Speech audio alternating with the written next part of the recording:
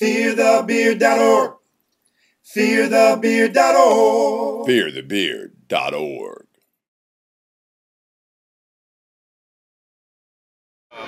First of all, congratulations on getting off to such a strong start this season. Your first starter. You were right in the preseason when I talked to you. You said you had not just corner threes this year, you had wing threes, top of the key, everything. Congratulations on adding that to your repertoire. You're the one player on the Warriors who knows the tendencies of Miami Heat, particularly with Dwayne Wade. Do you know who you're going to be guarding tonight? I'm going to be cross-matching the two of them. I'm going to get a lot of minutes guarding both of those guys. One good thing about it, I've been watching this guy for 6 years now, so I know a lot of things about his tendencies and things like that. So that's always a plus when you're out there on the court and you know a guy's game and what he's going to do. In terms of D-Wade, do you have any specifics that you can share with us about what you might try to force him to do defensively? Make him go right. He don't want to go right. I joke about him. I joke about that all the time when he don't want to go right. And you know, he's a great player. He can go either way he wants to, but you know, he's strong. He's really strong to his left foot and things like that. So I'm just gonna try to contain him, stay down on his shot fake because he has a great shot fake. Stay down on that. Just try to contain him and play aggressive as I can. And with LeBron? The same way, just you know, stay with him, contain him, contest every jumper because he makes a lot of tough shots, you know, fading away from the basket, off balance and things like that. And he, you know, I'm giving up about 40, 50 pounds too, so you know, just gotta keep him out the paint, keep him away from my body, trying to get to my body, get to the basket and things like that. Very good. First off, let's start with the injury situation. Tell us a little bit about how your ankle's progressing and whether or not you expect to play tonight or in the near future. Probably not going to play against the Heat tonight.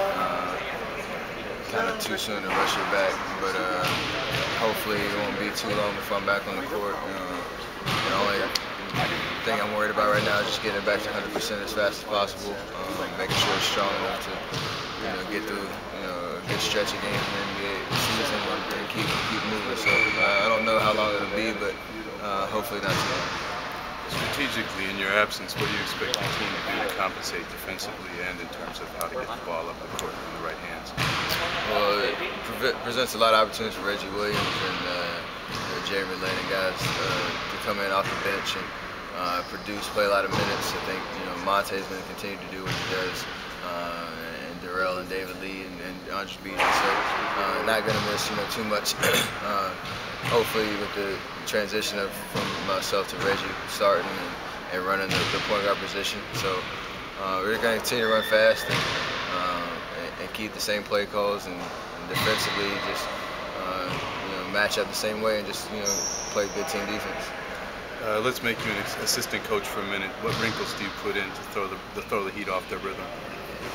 You got to pay a lot of attention to the big three. I mean, everybody knows that and what they can, the potential for big games that they have every night that they step on the floor. So you got to basically just load, most of the attention to them and try to get the ball out of their hands as much as possible. The more passes that they make, I think the more chance you have to stop them because you kind of get it moving around and keep them confused as to what we're trying to do. So maybe play a little zone too, see what happens tonight. Well, one thing the strength of those guys, they can score the ball from the perimeter, but they also, their strength, I think, is still getting to the basket. So we just got to try to make sure they see an extra body at all times when they have the basketball, because I think that would help trying to keep them on the perimeter, because they're going to do the most damage, not only for themselves scoring, but getting our big guys in foul trouble. They can constantly get themselves into the paint. If we can control the paint and limit their paint opportunity to paint scores, I think we'll have a good opportunity to stay close to this game. So a lot of activity from David, from Lou. All your big guys got to really be active in the paint.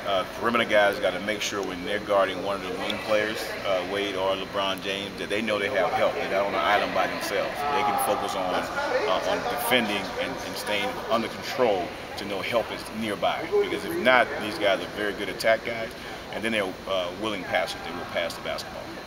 Any special tactics for using Darrell Wright? He's your defensive stopper this year. He's really emerged as a force. Plans for him? Well, the only thing with Darrell, because the two guys that he possibly can end up on are not going to be posting up on the low box. They're going to be out on the perimeter a great deal. So it's going to need more team help than one guy individually. Fantastic. Thanks for your time, Coach. And hopefully we'll see you later tonight and have a little bit of a follow-up. Good luck. And yes, stop him. Okay, thank you. FearTheBeard.org. FearTheBeard.org. FearTheBeard.org.